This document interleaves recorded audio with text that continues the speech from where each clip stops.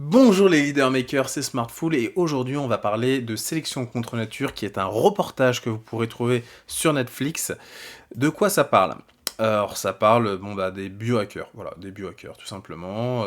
Donc les biohackers, qu'est-ce que c'est un biohacker? Un biohacker, c'est un groupe d'individus qui sont fortement intéressés à la biologie, mais ce ne sont pas forcément des biologistes de profession, c'est pas forcément des docteurs, même s'il y en a qui sont diplômés, mais ça peut être simplement des passionnés qui n'ont pas diplômé, qui ont découvert la biologie sur le tard, et qui font dans leur garage des manipulations en biologie pour pouvoir hacker le vivant.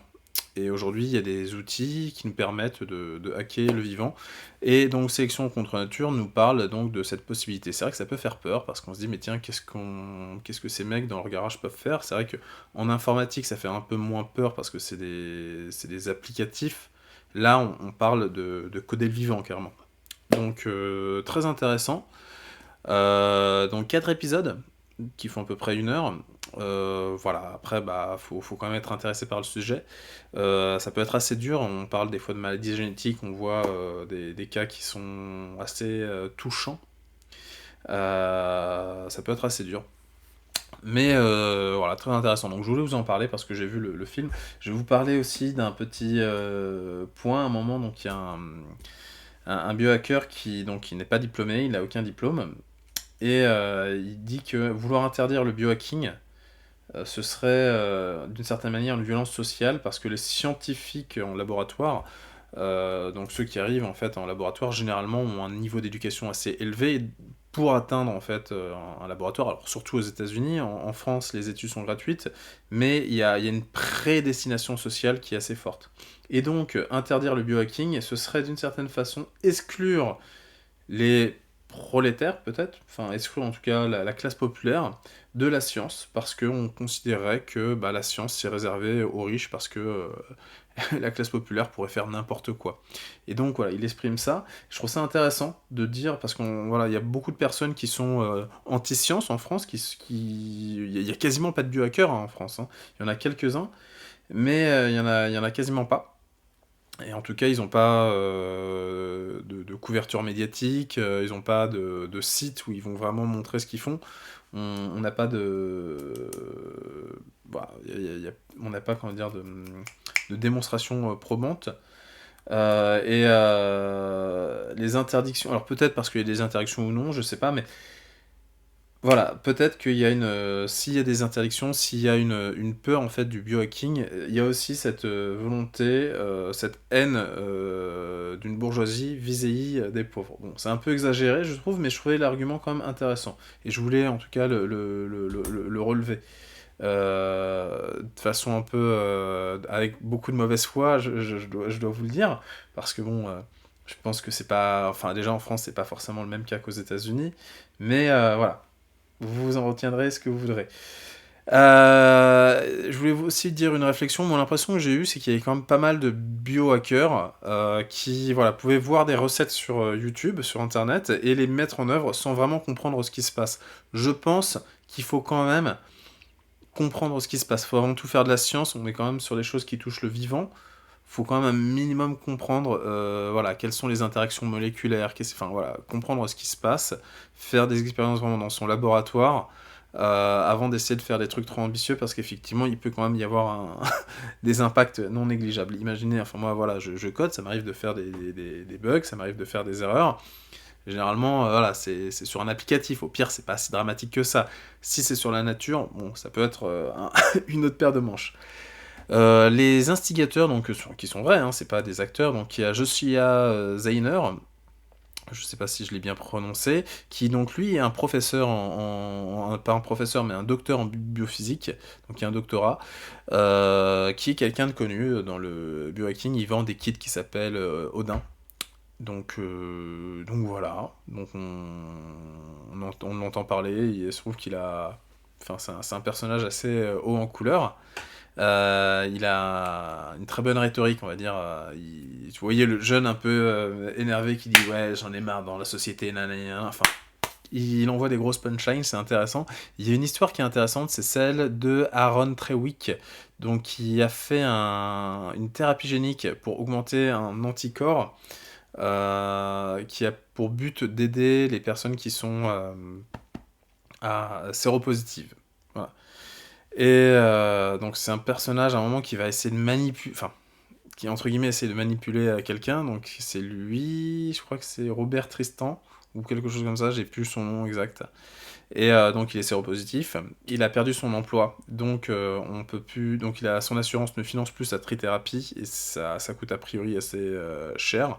Donc il a envie de trouver une solution, donc il s'est intéressé au biohacking, il a rencontré donc Ascendance, l'entreprise de Aaron Trewick, et on le voit au cours du reportage, il essaye un peu de le forcer pour être son cobaye. Donc ouais, c'est assez un peu glauque. Comme je vous dis, c'est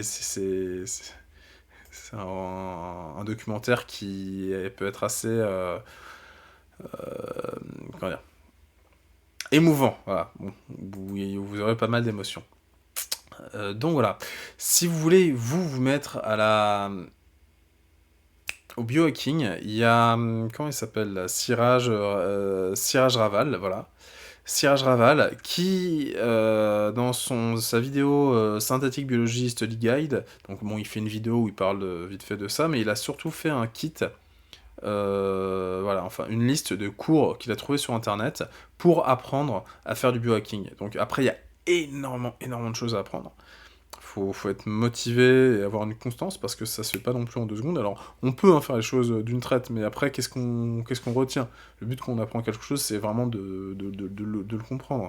Et donc, oui, ça prend du temps. Ne serait-ce, voilà, MIT Intro to Biology, c'est pas 2 heures, hein, ça prend du temps. Donc, vous allez sur cette page, une fois qu'elle sera chargée, voilà. Et alors, c'est un cours qui date de 2004. Bah, il est gratuit en même temps. Et la biologie, ça a beaucoup évolué en attendant. Mais bon, ça vous donnera quand même certaines bases. Et voilà, il y a des vidéos et il y a des lectures. Et je pense que ça doit durer 1 heure ou 2 heures. En plus d'une qualité, bah voilà, qui date de 2004, hein. Il y en a beaucoup. Il y en a énormément. On en a 35. Donc une fois que vous avez fait ça, et compris, hein, parce que c'est bien de voir les vidéos, mais c'est mieux voilà, de prendre des notes et de bien comprendre. Ouais, il propose un bouquin, après il vous propose un autre bouquin, après il vous dit tiens, il faut faire un projet où on replique this project, où en fait on analyse en fait son propre génome. Alors on a DNA Pandas Selenium, donc on utilise des fonctionnalités de machine learning, hein, pour pouvoir identifier en fait, à mon avis, certains gènes dans son ADN ou dans l'ADN de n'importe quoi, enfin dans l'ADN qu'on arrive à trouver. Après, un module sur la théorie de la biologie synthétique, où il y a pas un cours, mais il a différentes choses. Et en plus, c'est un peu fouillis, je trouve. Enfin, moi, j'ai regardé un peu, hein, mais ça me semblait très fouillis. Puis bon, vu que j'avais pas fait ça, je me suis dit, ça sert à rien que... C'est vrai que c'est un peu le problème quand on fait des listes. On se dit, bah tiens, faut suivre dans l'ordre, sauf qu'en fait, on pourrait peut-être commencer par ce qui nous plaît, et puis aller très vite. Enfin bon. Après, voilà, les outils de la biologie synthétique, bon, pareil, il y a plein de trucs, hein. Je crois que ça, c'est des outils BioPython, donc c'est une bibliothèque en biologie informatique de Python. Mais bon, voilà, s'il faut apprendre à l'utiliser, ça peut prendre un certain temps.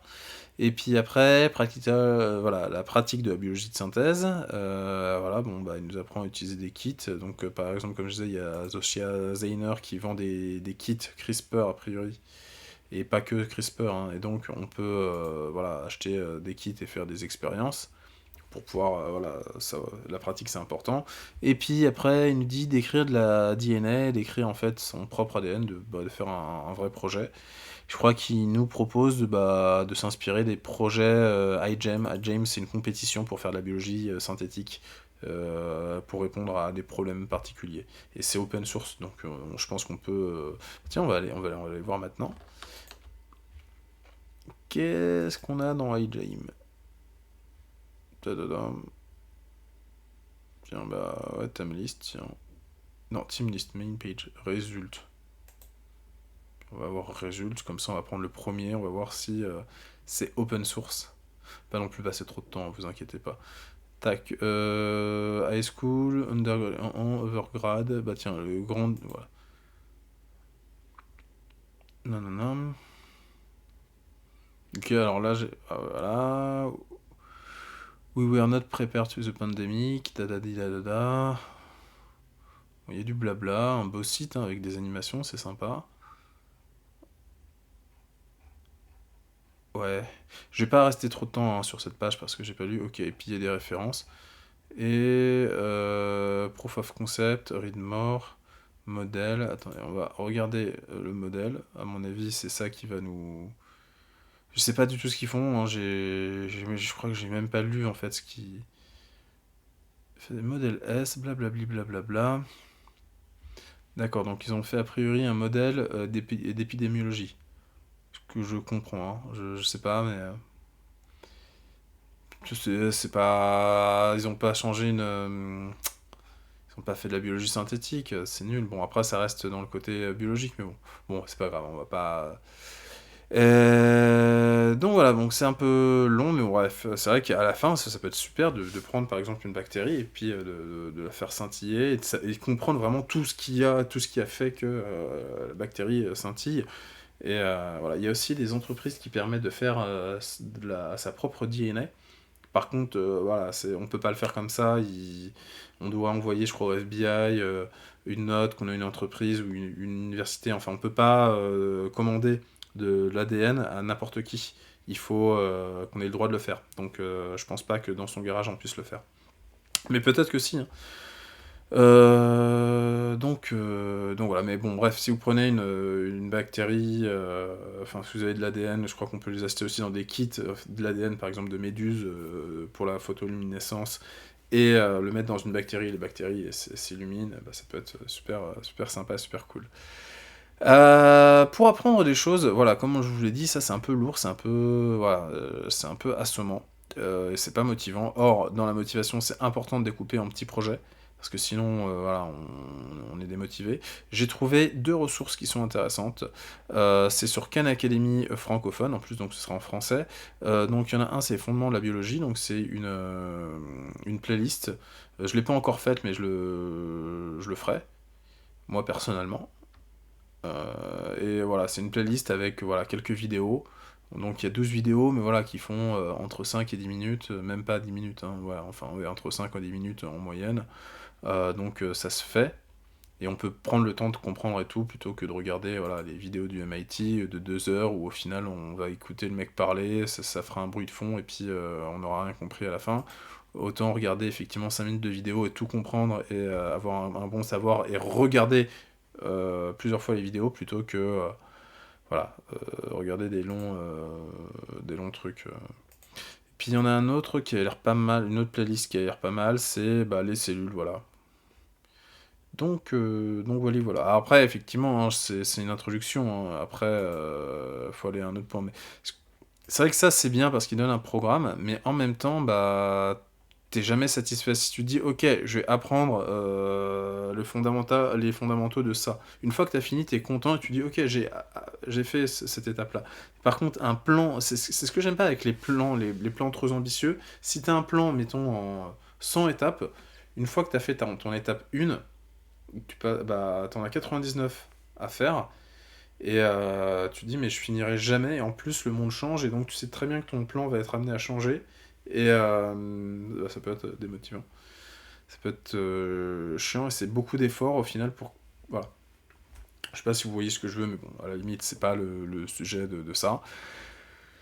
Voilà, donc c'était une petite vidéo pour bah, vous amener à savoir déjà que ça existait, hein, qu'on est capable enfin, voilà, que des biohackers existent et qu'il y a une vidéo qui présente ça. Même si, voilà, j'étais un peu déçu aussi par la vidéo, je pensais qu'ils allaient présenter plus de projets parce que j'imagine que c'est quand même beaucoup plus prolifique et ils vont plutôt parler en fait du sujet de société, plutôt que de présenter tous les différents biohackers du monde et montrer qu'ils sont capables de faire. Ils vont parler de l'éthique, ce qui, voilà, pour moi est un peu embêtant. Je vous avoue que je me suis abonné à Netflix principalement pour voir ce reportage, parce que voilà, en streaming illégal, il n'était pas disponible, donc je me suis dit tiens, je vais m'abonner. Et bon, Netflix, ça a l'air quand même très sympa, donc je vais rester abonné, mais voilà, j'attendais un peu mieux de ça. Et en ce moment, si vous voulez tout savoir sur ma vie, je suis en train de regarder le reportage sur le documentaire sur Bill Gates. Voilà, voilà. C'était Smartful, je vous souhaite une excellente journée, et je vous dis à bientôt.